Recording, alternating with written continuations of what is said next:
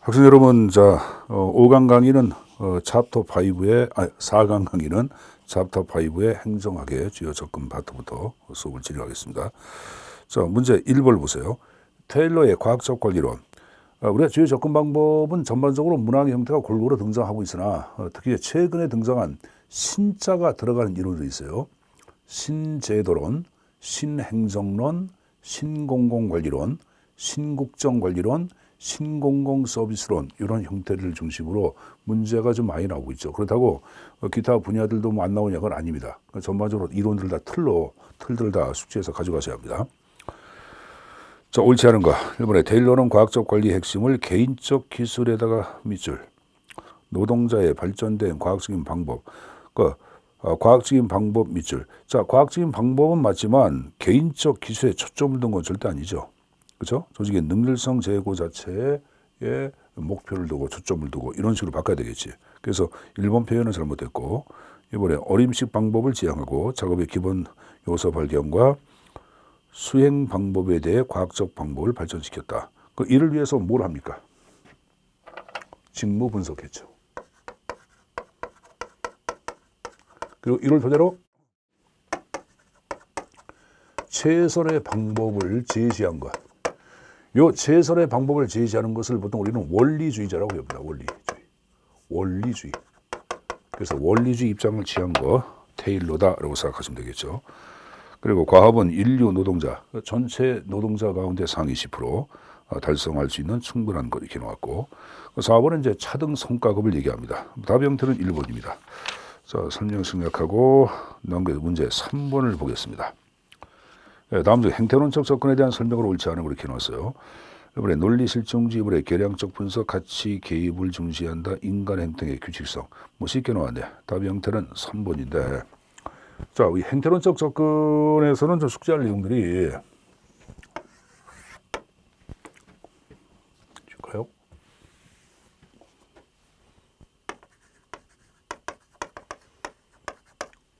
일단 하버트 사이먼을 가지고 가야 되겠고 사이먼이 행태론 만든 이유는 행정학에 뭘 추구하기 위해? 과학화를 추구하기 위해 이론적 구성을 위해서 등장시켰다. 그 다음에 이제 세 번째 행태의 주요 성향 특징들 쭉 얘기했죠. 이 행태는 단발적, 우발적으로 끝나는 것이 아니라 일련의 규칙성이 있어야 한다. 햇볕이 눈을 찔렀다. 눈을 찌를 때마다 눈을 깜빡거린다. 규칙성, 반복성을 얘기하고 이에 대한 입증을 강조하죠. 과연 햇볕이 눈을 찌를 때마다 눈을 깜빡거린지 이에 대한 증명과 입증을 강조한다.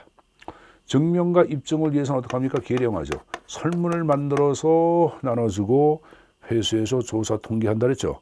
그러니까 100명의 학생들한테 100장을 설문지를 나눠주고 여러분들은 햇볕이 눈을 찌를 때마다 눈을 깜빡거립니까? 그러니까 100명 가운데 85명이 그렇다고 응답했다. 85% 계량화 입증됐지. 이를 위해서는 통계학적 기술을 요구한다. 이걸 여러분들 사회심리학적 기술 상관없죠. 사회심리학에서 얘기하는 응용조사론을 인용합니다. 그리고 가치와 사실을 분리하죠. 가치를 배제하고 오로지 사실만을 연구하자고 표현이에요. 가치 개입이 아니지. 뭐 지금 얘기하는 식으로 답의 형태는 3번이야. 그 표현은 이거. 이걸 가치 중립이라고도 얘기하고. 가치 중립. 몰 가치. 가치 배제. 가치와 사실의 이원화. 몽땅 다 같은 말이야. 이를 위해서 뭘 인용해? 논리실증주의 인용한다 했죠. 그리고 체계화 강조하고 순수과학 추구하고 종합학문적 성격 내포되어 있는 것 행태론이라고 배웠을 거예요. 행태론 출제 빈도 높아요. 그냥 좀 정리해서 가져가시고. 자, 다음에 이제 쭉 넘겨서 어딜 보냐. 문제 7번을 보겠습니다. 네, 다음 중 후기 행태주의의 특징에 대한 설명으로 옳은 것 이렇게 나왔어요. 1번에 집단의 고유의 특성을 인정하지 않는 방법론적 개체주의 입장을 취한다. 자, 후기 행태주의는 행태주의를 비판한 이론이죠. 데이비드 이스톤을 중심으로 정치학에서 먼저 제시가 됐고 이 정치학의 후기 행태론이 행정학으로 넘어온 것이 바로 뭐다? 신행정론이라고 배웠을 게야. 그래서 시험 출제 이런 식으로 후기 행태주의에 관한 이론을 물어보면은 신행정론 내용과 동일하다고 보시고 답 형태를 찾아가시면 됩니다. 이번에 민주적 가치 기범에 입각하여 가치 평가적 정책 연구. 그래서 신행정론은 정책 연구, 정책 분석을 중시했다. 가치 지향적 성격. 이거 2번 맞네. 나머지 3번, 4번, 1번은 몽땅 다 행태론적 접근이지 후기 행태론은 아닙니다. 그렇게 좀 내용 정리. 자, 그리고 문제 9번을 보겠습니다. 생태론적 접근 방법에 대한 설명으로 적절하지 않은 것. 1번에 바라드, 가우스 등이 연구했다.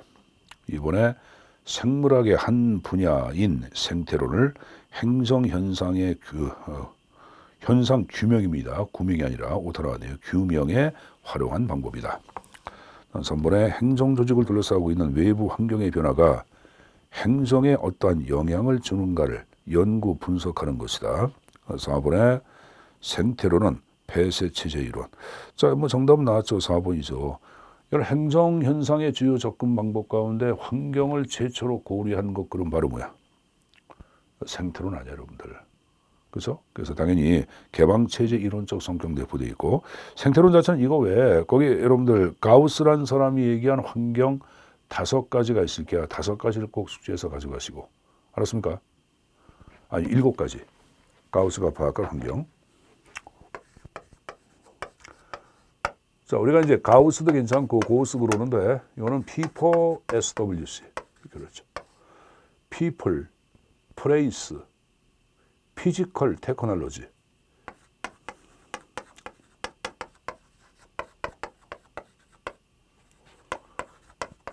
이건 이제 물리적 기술 얘기했죠. 그리고 personality 개성 4가지. S, social technology.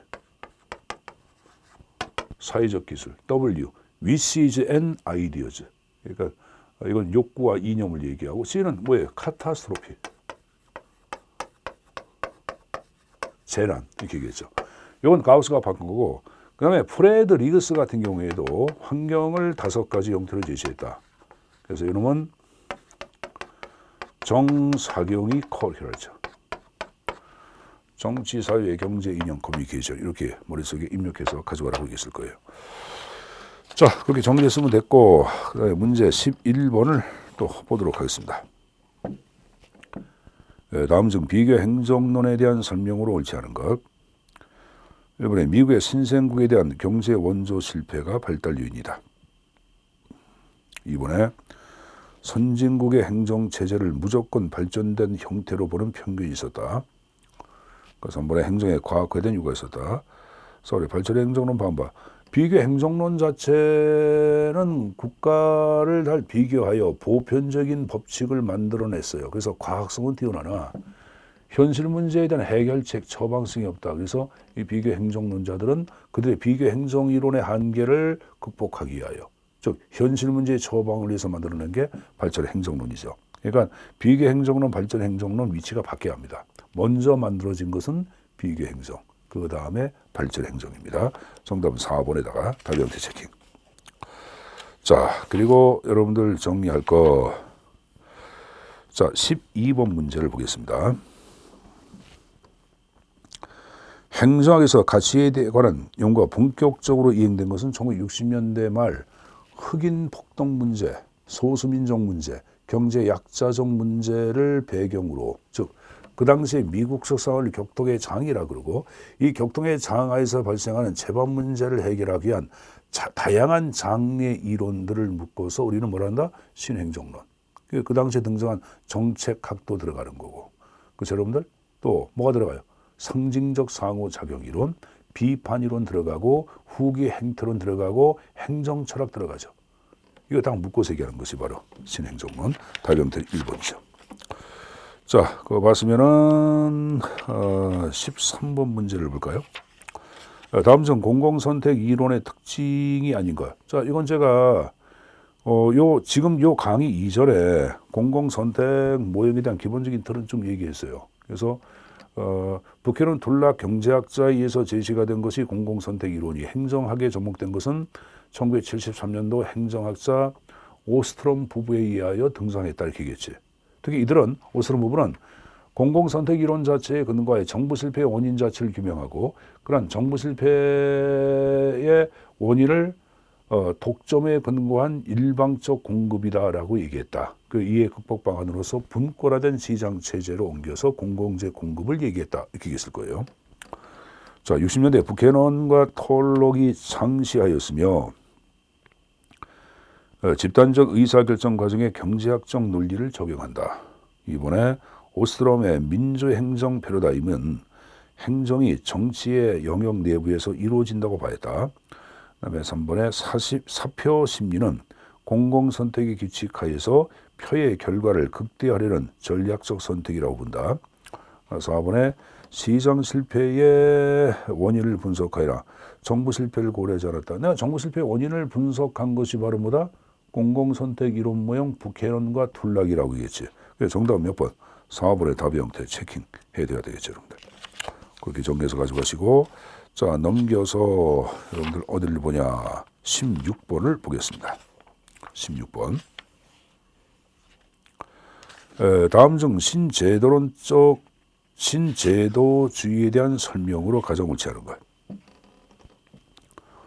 1번 사회학적 신제도주의의 동형화 이론에서는 강압적, 모방적, 규범적 동형화. 맞죠, 여러분들?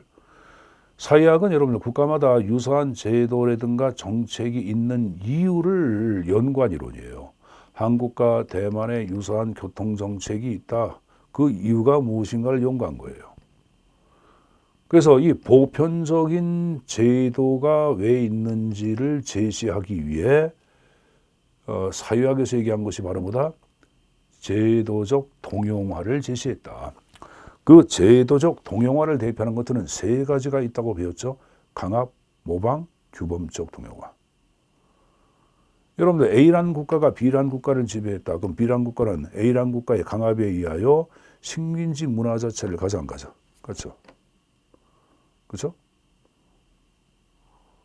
문화적 여러분들 우리가 이제 이 문화적 보편주의에 근거하여 등장한 용광로 이론 아니야. 그러니까 식민지를 건설한 나라의 문화가 종속된 국가들 자체를 몽땅 다 지배하는 걸 얘기합니다. 이게 이제 지금 얘기한 바로 강압적인 동형화죠. 모방적 동형화를 얘기할 때는 한국의 여성들이 서양의 여성들의 모습을 흉내내서 머리의 형태도 여러분들 노란물로 들이기도 하고 코를 높이기도 하고 눈을 크게 하기 화장도 짙게 하기도 하고 이런 것들은 서양의 여성을 모방하기 위해서 등장한 한국의 여성의 모습이죠. 그래서 세계 무슨 여러분들 미인대회 할 때 한국의 여성이 입상하는 경우도 바로 뭐다? 세계에서 얘기하는 미인의 상 자체를 모방함으로써 그러한 입상도 하고 그러는 거죠. 이게 바로 모방적 동형화고 규범을 내면화시켜서 보편성을 갖는 이유를 얘기합니다. 그래서 1번은 맞고 2번에 비공식적인 것은 제도의 범위에 포함하지 않는다. 자, 2번 표는 무조건 잘못했죠, 여러분들. 여러분들 한 장을 넘겨보세요. 자, 넘겨보시면 맨 위에 구제도하고 신제도의 차이점 박스가 나와. 그래서 구제도는 제도를 공식적인 법령만을 제도로 파악하고 있으나 온라인 신제도론 자체는 인간들이 공유하고 있는 모든 규범, 그러니까 법령뿐만이 아니라 문화, 또 관례, 관습, 유행도 들어가요. 유행도. 이것도 제도로 보고 있다. 제도 자체를 얘기할 때는 공식적인 것에 국한, 이쪽은 비공식적인 것도 제도로 포함하고 있고 그 다음에 이쪽은 행정 정치 제도의 정태적 특성에 대한 비교 소술. 그러니까 현재 있는 그 모습 자체를 기술하는 거에 불과하다고 파악하는 거예요. 이때 기술은 데스크립티브, 묘사다 그런 말이에요. 국가공무원법에 정부 인사제도가 이런 식으로 구성되어 있다. 그러면 그냥 현재 그냥 있는 정태적인 제도를 묘사 기술하고 있죠. 이게 바로 구제도예요. 그게 아니라 다양한 제도 간의 역동적 관계, 제도가 왜 변동되고 바뀌는지 그때까지 연구하고 있고 제도의 특성은 외생적 윤회 결정. 이쪽은 제도와 행위자 간의 상호작용을 토대로 제도가 만들어지기도 한다 그 표현이에요. 여기서 외생적 요인은 제도는 그냥 주어진다고 파악하는 거예요. 제도가 왜 존재했는지 등장 동기를 연구한 게 전혀 없다고 파악하는 거야. 근데 이쪽은 제도는 그게 아니야. 제도가 우리의 선호를 제약한다. 그럼 우리의 선호를 극복하기 위해 새로운 제도를 만들고 또 그 제도가 또 우리의 선호를 또 제약한다. 그럼 우리들은 또 새로운 제도를 만들고 이게 제도와 행위자 간의 상호작용으로 형성된다. 그런 말을 쓰고 있는 거예요. 여러분들. 그러니까 양자의 비교활한 내용들도 좀 정리해서 가져갈 필요가 있겠죠. 신제도주의. 그러니까 다시 16번에 2번에 비공식적인 것도 제도 범주에 포함되겠죠. 그 제도는 제도가 가만히 있다고 파악하고 있으나 신제도는 제도를 동적인 것으로 파악합니다. 제도를 변할 수 있음을 가정을 하고 있죠. 역사론적 신제도주의는 시간의 경로 이전성. 맞죠? 역사론적 신제도주의는 제도를 둘러싼 제도적 환경을 제시해놓고 있는데 그 제도적 환경을 한마디로 얘기할 때는 뭐라 그런다?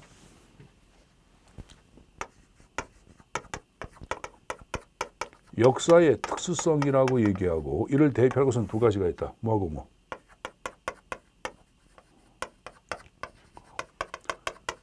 경로 의존성이 있고 또 하나 역사적 우연성이 있다. 우연성. 이건 쿠데타, 난, 여러분 지진, 전쟁 발생 이런 것들이 역사 우연성이 제도가 획가닥 바뀌죠. 특히 이런 역사적 우연성 자체에 근거하여 제도의 변화를 얘기할 때는 이거 굉장히 중요한 표현인데 점진적 변화 이런 말은 안 쓰죠. 그럼 제도는 어떻게 변화한다?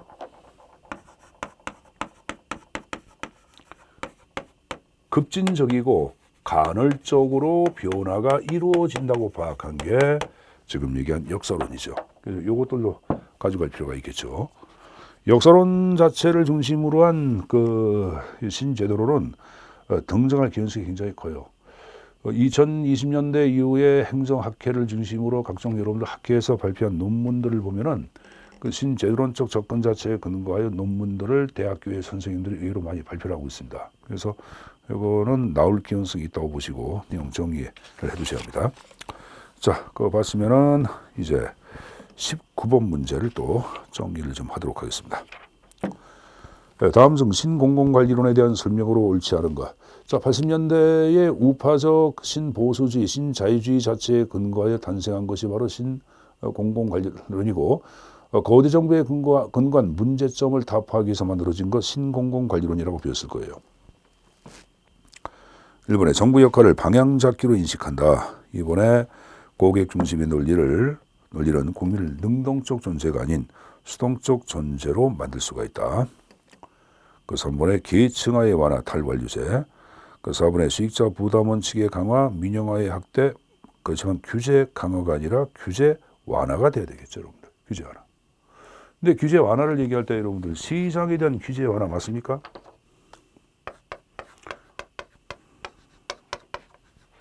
맞습니까? 맞죠? 내부 규제 완화 맞습니까? 이거 맞을까요? 요 내부 규제를 얘기할 때는 현재 있는 공무원들을 규제하는 걸 얘기해요. 공무원을 지나치게 규제하면 규제의 사실에 의하여 공무원의 창의성 자체라든가 잠재력을 억압할 거 아니야. 그래서 내부 규제도 완화하자고 파악하는 거예요. 완화를 토대로 공무원의 자율성과 재량권 자체를 확대적으로 파악하는 거예요, 여러분들. 그걸 토대로 잠재력이라든가 창의성을 제고하자고 파악하는 거예요. 신공공관리론에 들어가는 내용들이죠. 그래서 우리가 파악하고 있는 요 4번의 규제 강화가 아니라 규제 완화의 형태로 바꿔놓으셔야 합니다. 자, 그거 봤으면은 자 23번 문제를 또 보도록 하겠습니다. 다음 중 신공공관리론의 특징으로 적절하지 않은 것. 1번 정부의 주된 역할을 방향 잡기로 인식한다. 2번에 정부뿐만이 아니라 개인 역시 공동 생산자로 인식. 3번에 시장의 기능과 원리를 도입하여 정부의 생산성을 향상시킨다. 4번에 결과보다는 투입과 절차의 과정적인 측면. 정답은 4번이죠. 투입 아니죠. 절차나 과정이 아니죠. 성과나 결과, 산출에 초점을 둔 것 신공공관리론이죠. 정답은 4번입니다. 이 3번 문제는 그런 형태의 문제가 의외로 굉장히 많이 등장을 합니다. 그러니까 내용 가져가시고 접근 방법 가운데 최근에 문제에서 가장 많이 나왔던 것이 바로 신공공관리론이에요. 최근 약간 문제가 좀 떨어졌죠. 최근 들어서는 작은 정부 형태가 아니라 적정 정부의 형태를 강조한 이론이 등장하고 있고 특히 신공공관리론 자체는 각종 문제점을 야기하지. 그래서 여기서 벗어난 포스트 NPM, 탈신공공관리론 이런 것들이 문제에서 또 반영이 되고 있습니다. 그래서 거기까지도 다 내용을 정리해서 본인 것으로 만들어 가셔야 합니다. 자, 그 다음에 넘겨서 어디를 보냐 하면은 여러분들 29번 문제. 자, 29번에 피터스가 방학한 뉴 거버넌스. 피터스는 이제 90년대에 보통 거버넌스에 근거하여 학전 다양한 형태를 제시했고 그것을 연구해서 거기에 4가지 용어로 나눠놨죠. 그게 바로 시장정부, 참여정부, 신축적. 이 신축적 정부를 다른 말로 연성적 정부라고도 하지. 그리고 달 내부기제에서 4가지 형태. 그래서 거기 좀 나왔어요. 그 시장정부 무형 자체의 전통적 정부의 문제점은 독점적 공급이라고 얘기했죠. 성과급이나 민간교육기법 도입하자. 참여정부 무형 자체는 기회증제 얘기했고 문제가 TKM 팀제 도입하다. 신축적 정부는 정부의 영속성, 임시직, 임시관리. 그 다음에 여러분들 4번에 탈내부기지 정부는 전통적 정부의 내부기제가 문제였고 이를 극복하기 위해서는 재량권의 확대가 돼야 되겠지. 직업공무원제는 아니지. 그러니까 정답은 4번이죠, 여러분들. 자, 요거 여러분들 이 피터스가 파악하고 있는 이 정부 모형도 출제에서 의외로 많이 나와. 그러니까 내용 좀 가져가야 돼. 여러분 한 장을 넘겨보세요. 자, 98페이지 하단에 피터스의 거버넌스의 정부 개혁 모형에서 전통적 정부는 배부로 옆에 시장 정부에서부터 탈내부기제까지 쭉 나오고 있는데 시장 정부 모형에서 자 문제를 어떻게 외워두냐. 독 가운데 가장 무서운 독은 시체에서 썩어서 나오는 독, 시독이라 그랬죠. 그래서 시장 정부 무형, 시독, 독점이라 이렇게 연결해 두시고. 자, 우리가 뭐 섬진강 가면 여러분들 참게 많이 봤죠? 참게 많이 먹습니다. 참여정부 무형, 계층제 이런 식으로. 개그맨 김신영 알죠? 신영이, 신축적 정부 영속성 이런 식으로 머릿속에 외우더라고 얘기했고, 그다음에 조직개혁을 구조개혁 방안이라고 얘기합니다. 그래서 분권화, 평면조직, 가상조직이고 탈내부정부 무형은 구조개혁 방안 얘기한 게 없습니다. 그다음에 관리개혁 방안까지 성과급, 민간기법, TKM 팀제, 가변적 인사관리, 재량권의 양태까지 얘기했죠. 그래서 이 형태는 꼭 정리해서 본인 것으로 만들어 가셔야 합니다. 자, 그거 봤으면은 문제 여러분들 어디를 보시냐 하면은 32번 문제를 또 보겠습니다. 자, 신공공 서비스론이 나오고 있어요.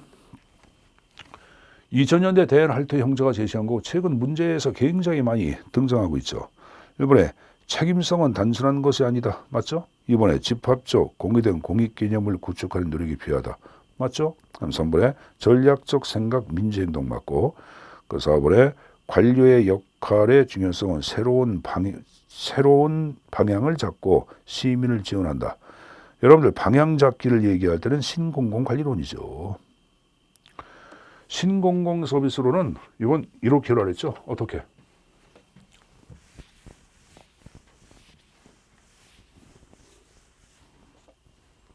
공책, 시민봉사전.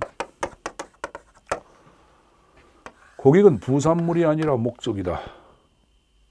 그리고 공익은 공유 가치에 대한 담론의 결과.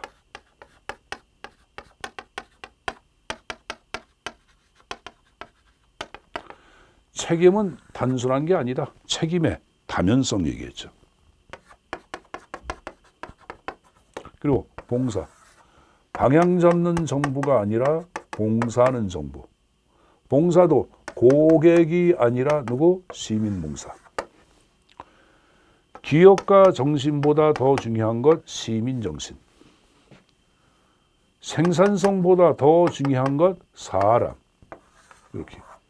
전략적 사고, 민주적 행동까지 요도를 했어요. 굉장히 중요합니다. 좀 내용 정리해서 가져가시고. 자, 그 다음 넘겨서 35번.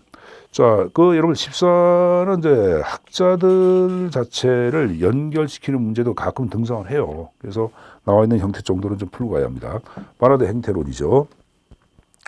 우드로 윌슨은 행정관리설, 거기 정치행정 이원론 맞고, 3번에 애플비. 자, 애플비 마샬 디먹은 통치기능설을 대표하는 학자예요. 통치기능설. 그럼 통치기능설은 정치행정 1이야, 2야? 1홀론이죠. 그래서 2가 아니라 1로 바꿔야 되겠고 가우스 생태론 맞는 표현입니다. 자, 그래서 여러분들 이번 강의는 행정현상의 주요 접근 방법을 중심으로 수업을 진행했습니다. 다음번 강의는 파트를 바꿔서 정책학 파트를 또 입문을 좀 하도록 하겠습니다. 자, 여러분들 고생 많았습니다. 여기서 마치겠습니다.